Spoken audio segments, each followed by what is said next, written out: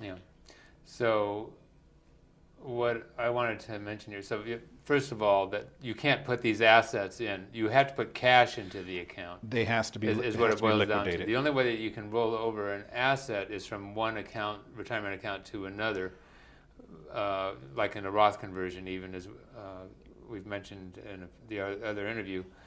But so you can't like put your employee stock option even into this plan and try to avoid that Right. income. You have to That liquidate is it. yours personally. Right. Okay. Um, so maybe we should talk for a few minutes about this ability to do a Roth conversion. And this is a fairly recent development, and so I think I'll let you introduce this topic, and then maybe I can fill in a little bit. Okay. In 2010, there was an option available to you to be able to convert monies from a tax-deferred account. That would be any tax-deferred account, traditional IRA, simple IRA with some restrictions, as well as a SEP IRA, and that also include any employer-sponsored plan, Roths, 403Bs, 457s, into a Roth account. Prior to 2010, there was a income restriction limit. If you made over $150,000, you could not convert. So that was one of the restrictions that was taken away. So that's not the case moving forward. In addition to, if you were to convert in 2010, prior to December 31st, 2010, you were able to spread your tax liability for the amount converted over a 2-year span. So you had the option to either pay it in one lump sum or in 2 equal installments, 2011, 2012, to pay that tax liability. So of course that time has come and gone. So the only option that you still have available is to do a partial or full conversion. Still, the income restrictions have been lifted. Right. So formerly, if you had over $100,000 of adjusted gross income, you weren't able to do a Roth conversion. That was eliminated after 2009. So for 2010 forward, that was the case. Then they had a special election available for 2010 only, where you had the choice. You can either take the income all in 2010, or you can take the income 50% in 2011, 50% in 2012. That election is available on a spouse-by-spouse basis. Correct. So in other words, if you're filing a joint return, each spouse has the choice. Mm-hmm. There is another thing that we didn't talk about when we talked about this before, and that is late in the year, this was extended to 401k accounts. So now you can convert a regular 401k account, if your employer permits it, to a Roth 401k account. And it was also extended to a lot of government equivalents. Right. So anyway, this has really gone whole hog as far as the availability possibly of doing these Roth conversions, and especially going forward. Mm-hmm. The other thing, though, is when you do a regular IRA to a Roth conversion, that you can reverse up to October 15th. So for 2010, you have the choice. Even if you filed a timely tax return, you didn't extend your tax return, filed it on April 15th, you can still change your mind. Let's say the value of the account drops significantly. That would be the main reason for doing it. Okay, so I didn't want to pay the income tax on this unnecessarily. I'm going to go back and I'm going to put the genie back in the bottle, Right. and reconvert it back to a regular IRA. You can do that up to October 15th of 2011 for a 2010 conversion. Correct. You can't do that for the 401k conversion. This is a recent announcement from the IRS. So you can't put the genie back in the bottle as far as your employer is concerned. Yeah, I think there are some practical reasons why they decided to do that. Maybe you can give us some examples of some real successes of people that have invested in alternative investments using an IRA or a Roth. One that stands out in my mind, which is back early 2010, there were 3 individuals who had worked for this company here in Silicon Valley. The company had folded. They wanted to buy the company. Of course, the banks weren't lending at the time, so of course they're trying to put their heads together on figuring out how to acquire this business. So what they end up doing is establishing an LLC. They funded the LLC individually because, once again, they're not disqualified parties, and they acquired the business using their individual 401ks to be able to acquire the business. So once again, it's one of those situations to where retirement funds are used as we call the alternative capital.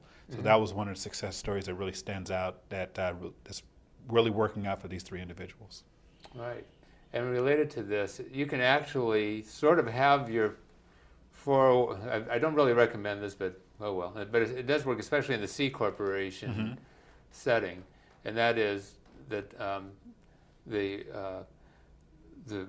IRA can be like a partner or a part owner, and you can be the part owner. But the deal is that you sort of have to set it up at inception in order for it to work.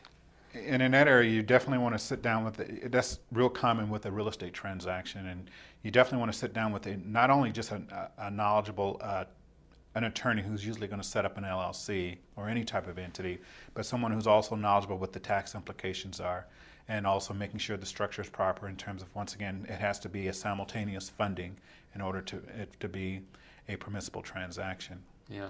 So things are possible, but you have to be very careful. So this is like you're sort of working with nitroglycerin here. That's a good analogy. Okay, so you have, it can be very useful, and you can get some really great benefits. But on the other hand, if you screw up, you can have this thing blow up in your face, and it can have very severe consequences. And so, so you need to get really good advice. And so, face it, folks, if you're going to do a self-directed IRA or Roth type of a program, it's going to be more expensive. Probably significantly more expensive than just doing the conventional type of program. Maybe from the onset. Yeah. Maybe from the onset. And I think what a lot of people are apprehensive about having to spend money, maybe in the past they didn't have to spend money for a traditional investment, but if you're looking at the long haul in terms of what the upside would be long term, it may warrant spending a little extra money for the legal and the tax advice up front and taking care of all the due diligence to make sure that this is not something that's going to come back to haunt you later. Right. Something we haven't talked about so far in this interview is can these entities be required to file an income tax return? Can you have to file an income tax return for an IRA or a Roth account? Yes. In the event of using any form of leverage, which would basically relate to unrelated debt finance income tax, as well as unrelated business income tax. And this is usually where you're going to be taxed on a portion of the profits derived from leveraging, or if there's a business that you acquire, you're going to be taxed on the operating equipment for that business. So once again, it's something you want to sit down with your tax professional in terms of what that rate would be based on that particular transaction, and see if the numbers will work, because a lot of people don't factor that into their numbers when they're basically looking to move forward.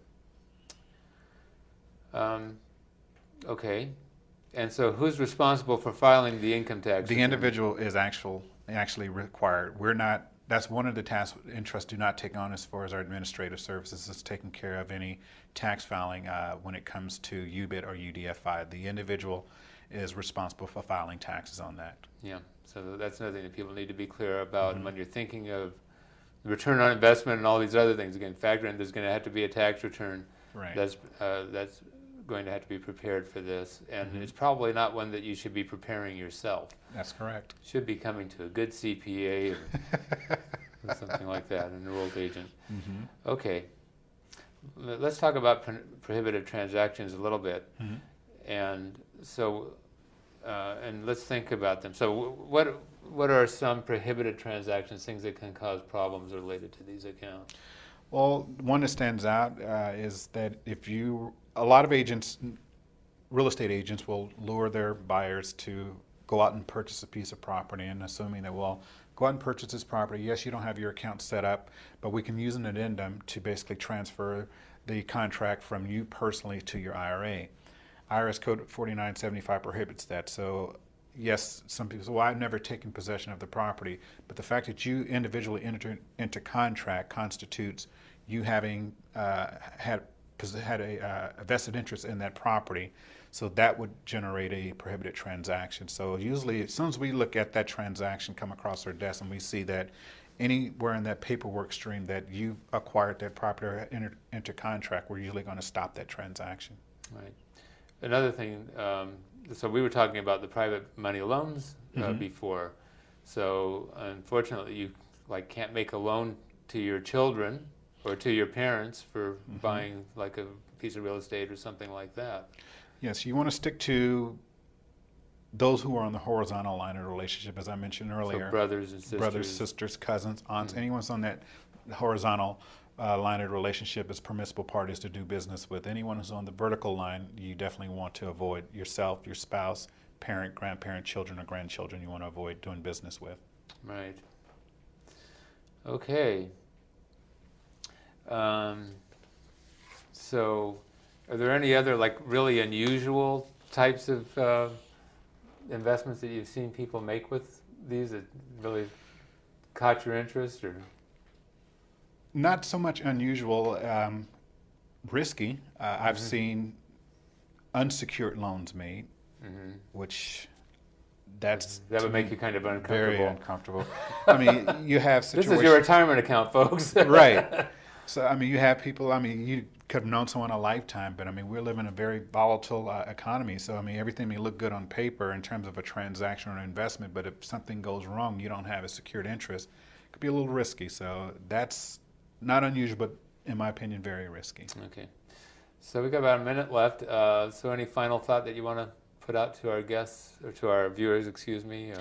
Well, I mentioned earlier that I'm not sure if a lot of people have been following the media in terms of the baby boomers. They're saying as of January 1st, they're projected to be 10,000 people per day for the next 19 years turning 65, in which 75 to 90% of that population is not in a position to adequately retire because their accounts are underfunded. So it's really important when it comes to building your retirement account to basically look at all options that's available to you, perform your due diligence, get educated, and put yourself in a position to aggressively build your retirement account, because there's a lot of luxuries you think that's going to be around the corner for us, and they're not probably going to be there. So you're really going to have to count on yourself to set yourself up for retirement. Okay, well, thank you very much for that comment, and thank you so much for being my guest. I hope I can have you again sometime. Sure. And so, folks, these are some new alternatives maybe that you weren't aware of before. Different ways that you can use these accounts, and so investigate these options and get good advice. And we'll see you next time on Financial Insider Weekly.